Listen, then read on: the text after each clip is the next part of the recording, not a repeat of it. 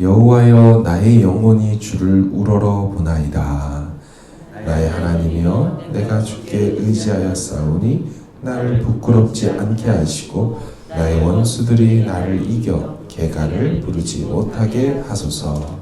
주를 바라는 자들은 수치를 당하지 아니하려니와 까닭없이 속이는 자들은 수치를 당하리이다. 여호와여, 주의 도를 내게 보이시고 주의 길을 내게 가르치소서. 주의 진리로 나를 지도하시고 교훈하소서. 주는 내 구원의 하나님이시니 내가 종일 주를 기다리나이다. 여호와여, 주의 긍휼하심과 인자하심이 영원부터 있었사오니 주여 이것들을 기억하옵소서. 여호와여, 내 젊은 시절의 죄와 허물을 기억하지 마시고 주의 인자하심을 따라 주께서 나를 기억하시되 주의 선하심으로 하옵소서. 여호와는 선하시고 정직하시니 그러므로 그의 도로 죄인들을 교훈하시리로다. 온유한 자를 정의로 지도하심이여 온유한 자에게 그의 도를 가르치시리로다. 여호와의 모든 길은 그의 언약과 증거를 지키는 자에게 인자와 진리로다. 여호와여, 나의 죄악이 크오니 주의 이름으로 말미암아 사하소서. 여호와를 경외하는 자 누구냐? 그가 택할 길을 그에게 가르치시리로다. 그의 영혼은 평안히 살고 그의 자손은 땅을 상속하리로다. 여호와의 친밀하심이 그를 경외하는 자들에게 있으며 그의 언약을 그들에게 보이시리로다. 내 눈이 항상 여호와를 바라봄은 내 발을 그물에서 벗어나게 하실 것이니로다. 주여, 나는 외롭고 괴로우니 내게 돌이키사 나에게 은혜를 베푸소서. 내 마음의 근심이 많사오니 나를 고난에서 끌어내소서. 나의 곤고와 환난을 보시고 내 원수를 보소서. 그들의 수가 많고 나를 심히 미워하나이다. 내 영혼을 지켜 나를 구원하소서. 내가 주께 피하오니 수치를 당하지 않게 하소서. 내가 주를 바라오니 성실과 정직으로 나를 보호하소서. 하나님이여, 이스라엘을 그 모든 환난에서 속량하소서. 아멘. 시편은 역시 시라서 표현이 매우 시적이지요. 1절을 보시면 여호와여, 나의 영혼이 주를 우러러 보나이다. 영혼이 주를 우러러 봅니다. 직역하면 영혼을 올려드립니다. I lift up my soul입니다. 내 마음을 올려드립니다. 혹은 내 기도를 올려드립니다. 시인은 일반적 기도라기보다는 간절한 마음을 다한 기도를 드립니다. 유대인들이 기도할 때 보통은 손을 올려서 기도합니다. 그것을 염두에 둔 시인의 표현이지요. 그는 손을 올리기보다 자신의 마음을 올려드린다. 내 영혼을 올려드립니다. 이렇게 말했습니다. 이러한 기도 자세를 번역해서 나의 영혼이 주를 우러러 본다라고 번역한 것이죠. 마음 다해 올려드리는 기도의 모습, 이것을 같은 표현인데 시는 다른 표현으로 반복하며 강조하는 기법을 쓰지 않습니까? 2절을 보시면 나의 하나님이여, 내가 주께 의지하여 싸우니. 영혼을 올려드리는 행위를 의지하는 행위라고 다시 바꿔서 말하죠. 역시나 성도가 하나님을 의지하는 구체적인 행동은 기도로 나타납니다. 진정으로 하나님을 의지하는 사람이 기도하지 않을 수가 없죠. 기도하는 사람은 하나님을 의지하기 때문에 그 행위를 하게 되는 것이죠. 또 다른 표현이 3절에 등장합니다. 3절 보시면 주를 바라는 자들은 수치를 당하지 아니하려니와. 주를 바라봅니다. 그러니까 정리하면 영혼을 올려드리는 행위는 마음을 드리는 행위이며 기도하는 행위이며 의지하는 행위이며 주를 바라보는 행위다.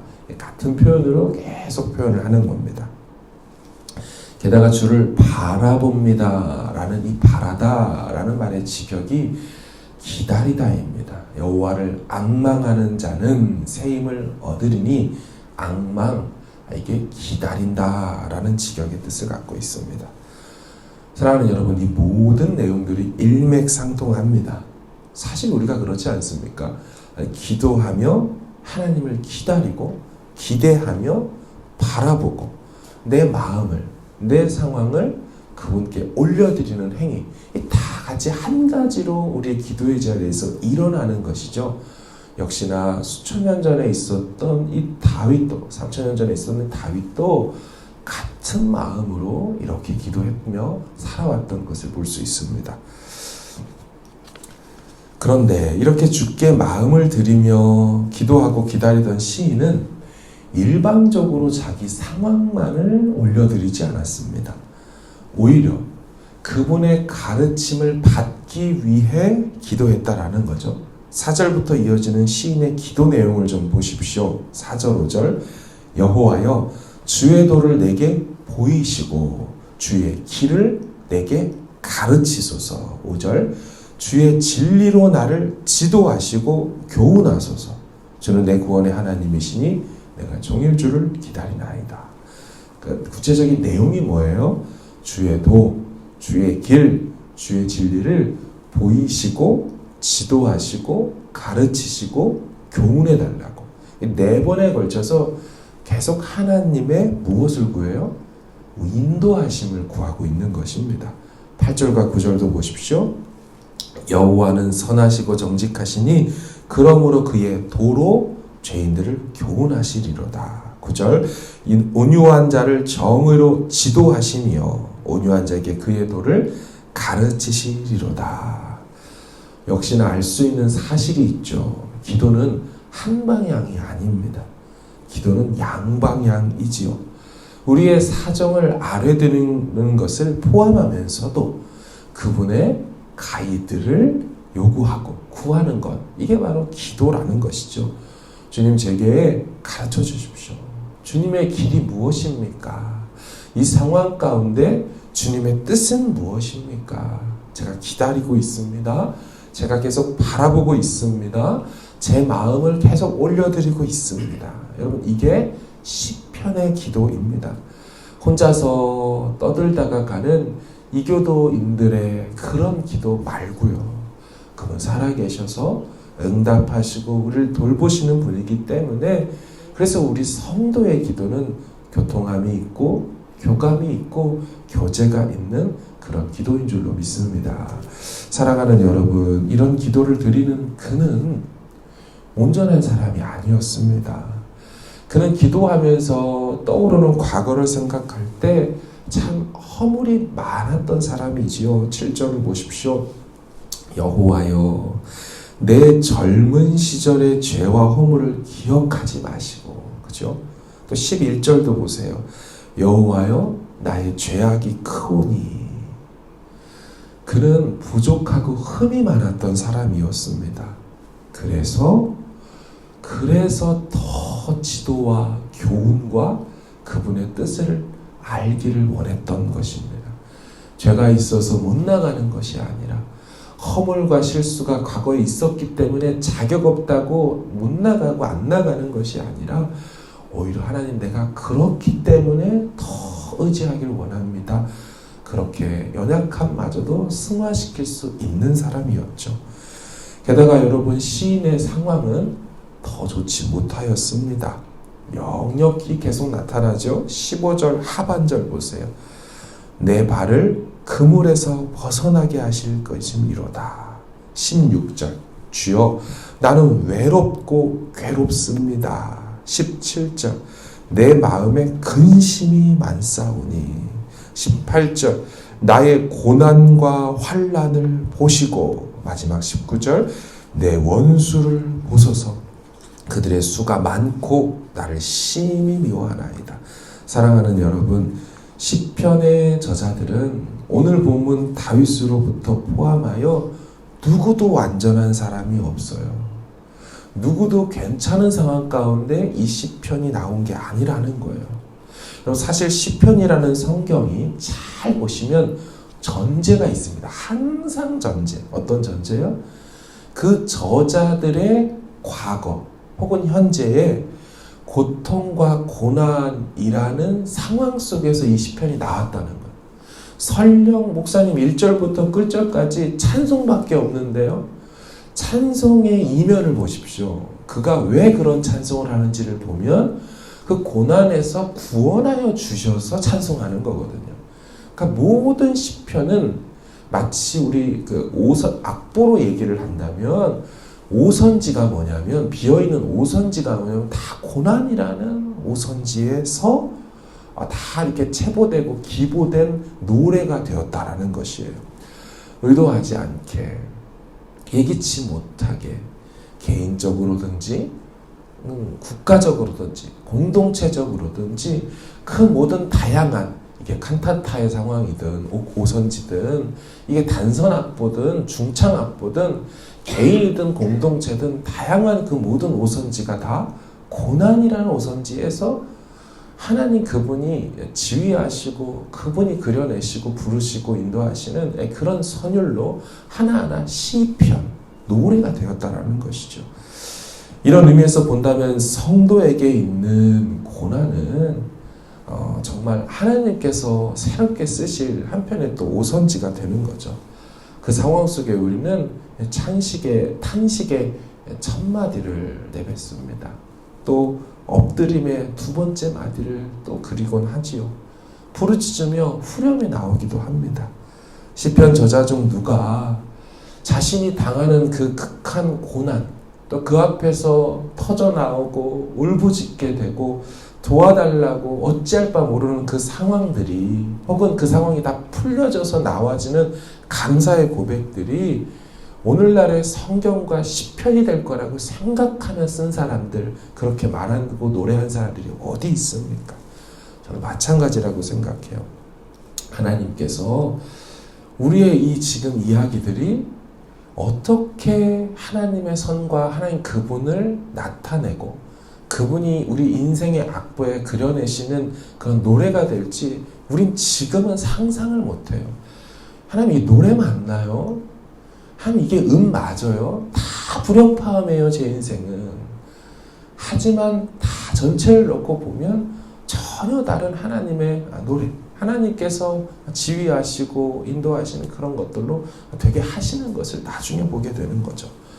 그럼 어떻게 기록할 수 있을까요? 어떻게 노래가 될 수 있을까요? 중요한 게 있습니다. 시편의 배경이 어떠하든지 간에 이 시인들의 저자는 항상 동일했다라는 것입니다. 시인들은 주님을 끝까지 바라봤고 주님께 도움을 청했다라는 거예요. 20절과 21절을 보십시오. 내 영혼을 지켜 나를 구원하소서. 내가 주께 피하오니 수치를 당하지 않게 하소서. 21절, 내가 주를 바라보오니 성실과 정직으로 나를 보호하소서. 영혼을 지켜달라고, 주께만 피하겠다고, 주를 바라보겠다고, 나를 보호해달라고 간구하며 엎드리는 행동은 어떤 다양한 상황 속에서도 늘 동일한 시인들의 행동이었죠. 때로 우리 인생이 장조가 아니라 단조처럼 음울하게 시작할 때가 있습니다. 하지만 여러분, 단조가 노래가 아닙니까? 아니죠. 단조도 노래입니다. 그분이 지휘자가 그렇다고 해서 아닌 것이 아닙니다. 그분의 노래가 되게 하시는 거죠. 그리고 모든 시편이 중요하겠지만 그 중에서도 특별히 암송하기를 요구하시는 그런 시들이 있습니다.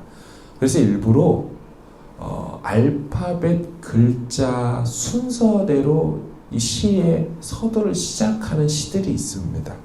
그러니까 왜 우리도 암기할 때 막 생각 안 날 때 첫자만 딱 누가 얘기를 해주면 맞다 이렇게 하고 성경 암송도 하고 뭐 이런 거 하잖아요. 공부할 때도 그렇고 앞자만 따서 외우고. 그러니까 오늘 이 시편은 앞자 히브리 알파벳으로 구성되어 있어요. 그러니까 저자가 의도하고 이 노래가 불려질 때 외워지기를 생각했다라는 거예요. 이 같은 시가 150편 중에 9개밖에 안 됩니다. 그러니까 상당히 그 150개 중에서도 이 노래는 꼭 후대들이, 현 세대들이 외우고 부르기를 바란 거예요.